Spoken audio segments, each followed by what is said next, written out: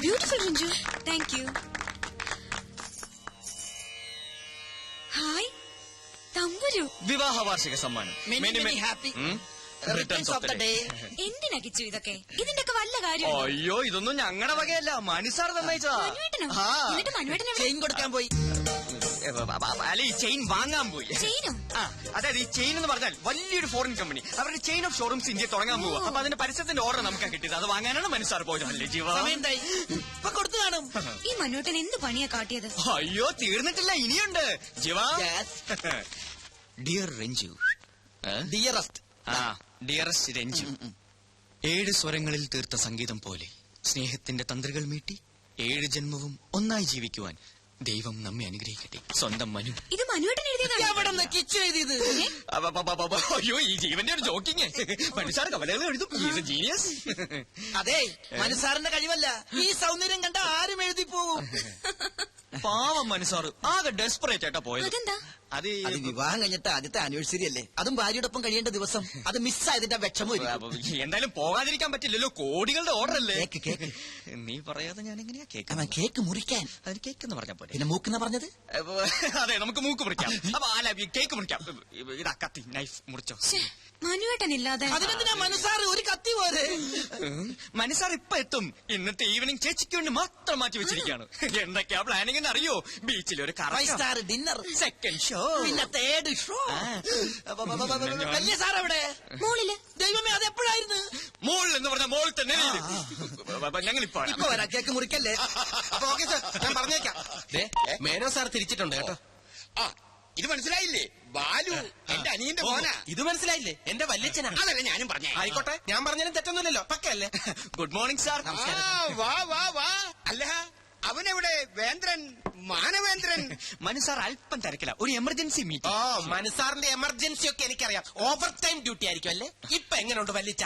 സ്വന്തം വിവാഹത്തിന്റെ 1ാം വാർഷികോ പാവ രഞ്ജു വെഡിങ് ആനിവേഴ്സറി കേക്ക് വാങ്ങി വെച്ച് മെഴുകുതിരിയും കൊളുത്തി കാത്തിരിക്കുക. ഈ മണക്കൂസ് പെണ്ണിന്റെ അടുത്ത് എത്ര പറഞ്ഞാലും മനസ്സിലാവില്ലല്ലോ. അയ്യോ സാറുമാർ തെറ്റിദ്ധരിച്ചിരിക്കുകയാണ്.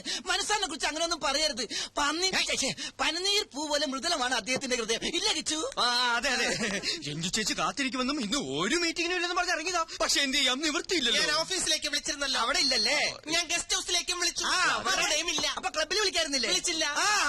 അവിടെയും ഇല്ല. ഞാൻ നേരിട്ട് പോയിരുന്നു. കുഴഞ്ഞു. അപ്പൊ അതെ കറക്റ്റ്. മനുസാർ അവിടെ കൊണ്ടെന്ന് ഞങ്ങളും പറഞ്ഞില്ലല്ലോ. ലഗൂൺ പാർക്ക് ഹോട്ടലിലെ മീറ്റിംഗ്. ലഗൂൺ പാർക്കിലാണോ മരിയ പാർക്കിലാണോ? Lagoon park. ലഗൂൺ പാർക്കിൽ. എന്തോ ഊണ് കഴിക്കാൻ വരൂ. മനുവേട്ടൻ വരില്ല, എന്തോ തിരക്കാത്രേ. വരില്ല. നിനക്കറിയില്ലെങ്കിലും എനിക്കറിയാം. എന്താ ചെയ്ത്? ഇവര് അന്യരൊന്നല്ലല്ലോ. എന്റെ പൊന്നു മോളെ, നിനക്ക് അവന് ഇനിയും മനസ്സിലായില്ലല്ലോ. ഇവളോട് ഇഷ്ടം തോന്നിട്ടൊന്നല്ല പരമേശ്വര. എന്റെ മടിശീലയിലെ ചക്രം കണ്ടിട്ടാ അവൻ ഇവളെ കയറി പ്രേമിച്ചത്. ഇപ്പോൾ ഒരു വാക്ക് പറഞ്ഞാൽ മതി, ഇപ്പൊ പിടിച്ച് പുറത്താക്കി വേറെ കെട്ടിച്ചു വിടും ഞാൻ ഇവളെ. ആ സിംഗപ്പൂർ ചക്കൻ ഇപ്പോഴും തയ്യാറാ. എന്നിട്ട് ആ സ്ഥാപനം ഞാൻ ഇവനെ ഏൽപ്പിക്കും. ഞാൻ അതൊന്നും മോഹിച്ചിട്ടല്ല. ഞാൻ മോഹിച്ചു. അച്ഛനൊന്നും മിണ്ടാതിരിക്കുന്നുണ്ടോ? മനുവേട്ടന്റെ ജോലിയും തിരക്കൊക്കെ എനിക്കറിയാം. പരമേശ്വരൻ മാമേ, കല്യാണം കഴിഞ്ഞ അന്ന് തുടങ്ങിയതാ മനുവേട്ടനോടുള്ള ഈ ദേഷ്യം. അതിന് സപ്പോർട്ട് ചെയ്യാൻ ഇവിടെ ഒരാളും. എന്നാ ഞങ്ങൾ അങ്ങോട്ട് അടപ്രഥമം കൂട്ടി ഉണ്ടിട്ട് പോയാ മതിയുടെ പിള്ളേരെ. അവന്റെ പാട്ടിന് കൂത്താടുന്നത് നിങ്ങൾ കുറച്ച് പേരാണെന്ന് എനിക്കറിയാം. എന്റെ മരുമകൻ അതിന് ശേഷമല്ലേ അവൻ നിന്റെയൊക്കെ മുതലാളിയായത്. അത് പോട്ടെ, നീ ഇങ്ങോട്ട് വന്നേ. എന്താ? വാ. എന്ത് മീറ്റിംഗ് ആണെന്ന് പറഞ്ഞേ? ബ്യൂട്ടി കോൺടെസ്റ്റിന്റെ ആദ്യം ഈ സ്പോൺസേഴ്സുമായിട്ടുള്ള മീറ്റിംഗ്, മോഡൽസുമായിട്ടുള്ള മീറ്റിംഗ്, ഫോട്ടോഗ്രാഫേഴ്സുമായിട്ടുള്ള മീറ്റിംഗ്, പിന്നെ മീറ്റിംഗ് എല്ലാ ശ്രദ്ധയും ബുദ്ധിയും മീറ്റിംഗ് അല്ലേ? അല്പം തെറ്റിയാണ്ടല്ലോ. കവിതകൾ എന്റെ ബലഹീനതയാണ്. സ്ത്രീയെക്കുറിച്ച് പ്രശസ്തനായ ഒരു ആംഗലേയ കവി പാടിയത് എനിക്കറിയൂ. ഇല്ല. ഒരു നിമിഷം തരൂ നിന്നിൽ അലിയാൻ, ഒരു യുഗം തരൂ നിന്നെ അറിയാൻ. എത്ര പെട്ടെന്നാണ് ഞാൻ ആനിയെ അറിഞ്ഞത്. ഈ ജന്മാന്തരങ്ങളുടെ ബന്ധം എന്നൊക്കെ പറയാറില്ലേ, എന്നെന്നും ഇങ്ങനെ ഒന്നായി കഴിയാൻ ഒരു നൂൽ ബന്ധമായി ഈ ചെയിൻ ഇരിക്കട്ടെ. 22 ക്യാരറ്റ്സാ. ഇനി മുതൽ അങ്ങോട്ട് ഐ മാറ്റ് അഡ്വർടൈസിംഗ് കമ്പനിയുടെ അസറ്റ് ആയിരിക്കും ആനി. I assure U.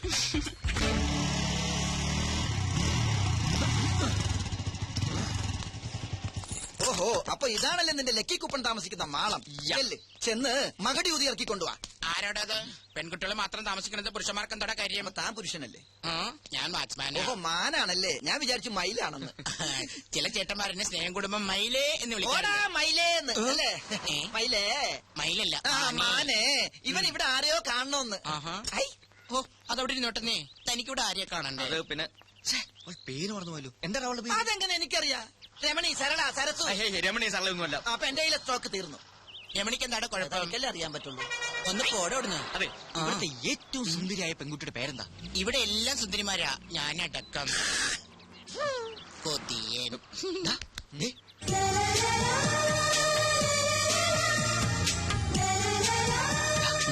കുട്ടി.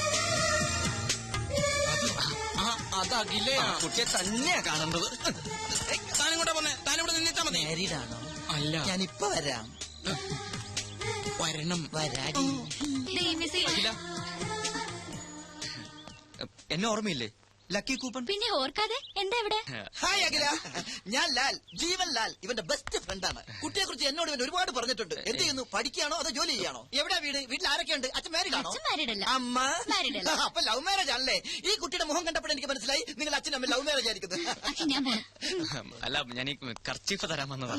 ഛേ, കളഞ്ഞിട്ടില്ല, കയ്യിലുണ്ട്. അല്ല, ഈ കർച്ചിപ്പ് കളയാതെ സൂക്ഷിക്കണമെന്ന് ഞാൻ പറയുക. അല്ല, അന്ന് ബസ് കയറുമ്പോ അഖില അറിയാതെ ഇത് നിലത്ത് വീണു. ഞാൻ എടുക്കുമ്പോഴേക്കും ബസ് വിട്ടു. സൂക്ഷിച്ചു വെച്ചിരിക്കായിരുന്നു. Thank you. എന്നാൽ ഇതിനു വേണ്ടി മെനക്കെട്ട്. അയ്യോ, ഇറ്റ്സ് എ പ്ലഷർ. ഓക്കെ, എന്ന് വരട്ടെ. ബൈ. ബൈ. അല്ല അഖില, കിച്ചു, അഖില, എന്താ? കർച്ചീഫ് തിരിച്ചു തന്നതിന് ഒരു താങ്ക്സ് മാത്രമേ ഉള്ളൂ. പിന്നെന്താ വേണ്ടത്? പറയട്ടെ, come on. Friendship, just N outing, അത്രേ ഉള്ളൂ. Okay, done. Thank you so much. Okay ആയോ?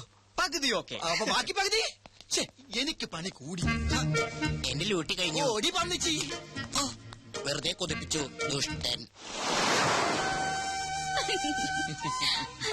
ഒരുപാട് സ്വപ്നങ്ങളുമായി നടന്ന ഒന്നും ഫലവത്താവില്ലെന്നാ പറയാറ്. എന്നാലും ഞാൻ സ്വപ്നം കാണും, അതിന് ചെലവൊന്നുമില്ലല്ലോ. ആ, കേക്കട്ടെ, എന്തൊക്കെയാ തന്റെ സ്വപ്നങ്ങൾ? കിച്ചുവിനെ പോലെ ഒരുപാടൊന്നുമില്ല. ഒരേ ഒരു സ്വപ്നം. സ്വപ്നമെന്നോ ലക്ഷ്യമെന്നോ എന്ത് വേണമെങ്കിലും വിളിക്കാം. സസ്പെൻസ് ഇടാതെ കാര്യം പറയടോ. ദേ, ആ കാണുന്ന വീട് കണ്ടോ? വീടോ? അതൊരു കൊട്ടാരം പോലെ ഉണ്ടല്ലോ. അതുപോലൊരു വീട് എനിക്ക് സ്വന്തമാക്കണം. എന്തിനാ ചിരിക്കുന്നത്? സിറ്റിയുടെ നടുക്കുള്ള ആ വീടിന് എന്ത് വില വരുമെന്നറിയോ? കുറഞ്ഞത് 1 കോടി. ആയിക്കോട്ടെ. കയ്യിലാകെ ഉള്ളത് മോഡലിംഗ്, എന്നിട്ടും സ്വപ്നം ചില്ലറയൊന്നുമല്ല. അതെ, അതിൽ കുറഞ്ഞ ഒരു സ്വപ്നവും എനിക്കില്ല. അത് ശരി. ഇനി ഈ സ്വപ്നം സഫലമായില്ലെങ്കിൽ എന്ത് ചെയ്യും? കോടീശ്വരനായ ഒരാളെ കല്യാണം കഴിക്കും, എന്നിട്ടത് സ്വന്തമാക്കും. അങ്ങനെ ഒരാൾ വരണ്ടേ? വന്നില്ലെങ്കിൽ അങ്ങനെ ഒരാളെ കണ്ടെത്തി ഞാനങ്ങ് പ്രേമിക്കും. ഓ, എന്തൊരു ബുദ്ധി. എന്നാലും വെറുതെ ഒന്ന് സങ്കല്പിക്കേ. ഓക്കെ. തന്റെ പ്രതീക്ഷയ്ക്ക് വിരുദ്ധമായി കോടീശ്വരനല്ലാത്ത ഒരു സാധാരണ ചെറുപ്പക്കാരനുമായി താൻ പ്രണയത്തിലായി. അല്ല, ജസ്റ്റ് ഇമാജിൻ. നോ, അങ്ങനെ ഒരിക്കലും സംഭവിക്കില്ല. 2 ദുർബലർ ചേർന്നാൽ ഒരിക്കലും ഒരു സ്വപ്നവും പൂവണിയില്ല. അതാണ് എന്റെ കണ്ടെത്തൽ. ഹേയ്, എന്തു പറ്റി? ഹേയ്, ഒന്നുമില്ല. താൻ വളരെ ഫ്രാങ്കാ. വലിയൊരു സത്യം എത്ര സിമ്പിളായി പറഞ്ഞു. ഹേ കിച്ചു, എന്റെ സ്വപ്നം ഫലിക്കോ? ദേ, അത് കണ്ടോ? പുതിയൊരു പുലരിയായി തിരിച്ചു വരാൻ ആഴിയിലേക്ക് ആണ്ടുപോകുന്ന സൂര്യൻ. ഈ സമയത്ത് ചിന്തിക്കുന്നൊക്കെ ഫലിക്കുന്ന ആര് പറഞ്ഞു? ഞാൻ. So best of luck.